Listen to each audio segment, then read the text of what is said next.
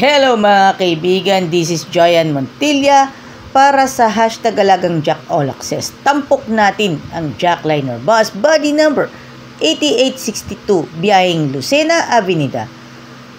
Tayo po ay saludo po tayo sa mga nagtatrabaho sa Maynila, mga nag-aaral, working students man o hindi, mga scholar ng bayan mga kaibigan. Igihin ninyo ang inyong pag-aaral sa gitna ng inyong pagsisikap sa pagtatrabaho at isabay ang pag-aaral. Alam naman natin ganong kahirap ang maging working student. I salute for that.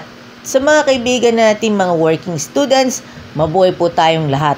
At ihanda ko para sa inyo ang isang magandang talata mula sa Book of Psalms 82 of the Book of Psalms, a psalm for Asaph.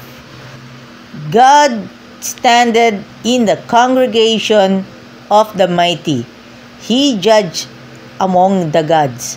How long will ye judge unjustly and accept the persons of the weak? Selah. Defend the poor and the fatherless. Do justice to the afflicted and the needy. Deliver the poor and the needy. Rid them out of the hand of the wicked. They know not, neither will they understand. They walk in the darkness. All in the foundations of the earth are out of course. I have said, ye are gods, and all of you are children of the Most High. But ye shall die like men and fall like one of the princes. Arise, O God, judge the earth, for thou shalt inherit all nations. Psalms chapter 82, Old Testament. Maganda ang mga talata, especially sa Book of Psalms. Itong masarap basahin sa Bible.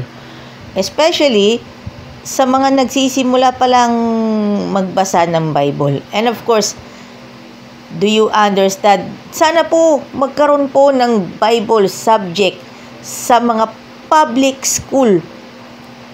Ang alam naman natin, ang Bible subject exclusively na tinuturo sa mga Adventist schools. Sana naman magkaroon naman ng mga Bible subject sa public school. Mga kaibigan, ito po ang espesyal na handog para sa Jackliner Bus Body Number 8862 na may biyaheng Lucena Avenida.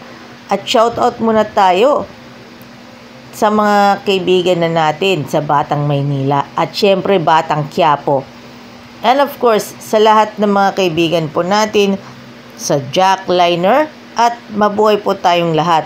Shoutout muna tayo kay Boss Jaime Chua, Ma'am Aida Chua, Boss Gerald Chua, Boss Jericho Chua, and Boss Jason Chua, Ma'am Cathy Flores, and Kuya Joseph Ebalde.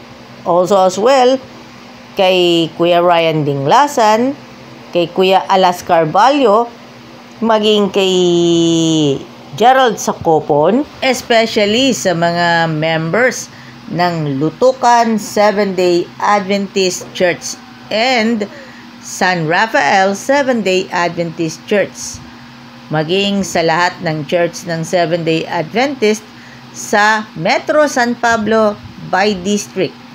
District 1, nakabilang po ang Alaminos at San Rafael Seventh-day Adventist Church. Ang Santa Isabel Adventist Church ay nasa Metro San Pablo District 2. At tayo po ay magiging handa. At syempre, salubungin na natin ang magandang bagay na idinudulot para sa atin. At syempre naman, shoutout kay Kuya Manuel Cachin and of course, kay Boss AJ De Villes. And of course, syempre, si Boss Jeric Chumasara. Thank you very much sa inyong lahat pagpalain po tayo ng pong may kapal. At shoutout muna tayo sa lahat po ng mga dispatchers, mga inspectors and controllers ng jackliner. Sa lahat po ng mga ruta na alam naman natin lahat, at tayo po ay bigyan ng pagpapahalaga sa poong may kapal. God bless us all!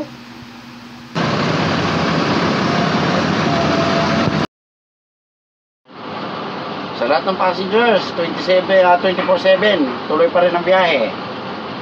Sa lahat ng aplikante, conductor, driver, tuloy-tuloy pa rin yan. Ingat guys sa biyahe, mga drivers. Thanks.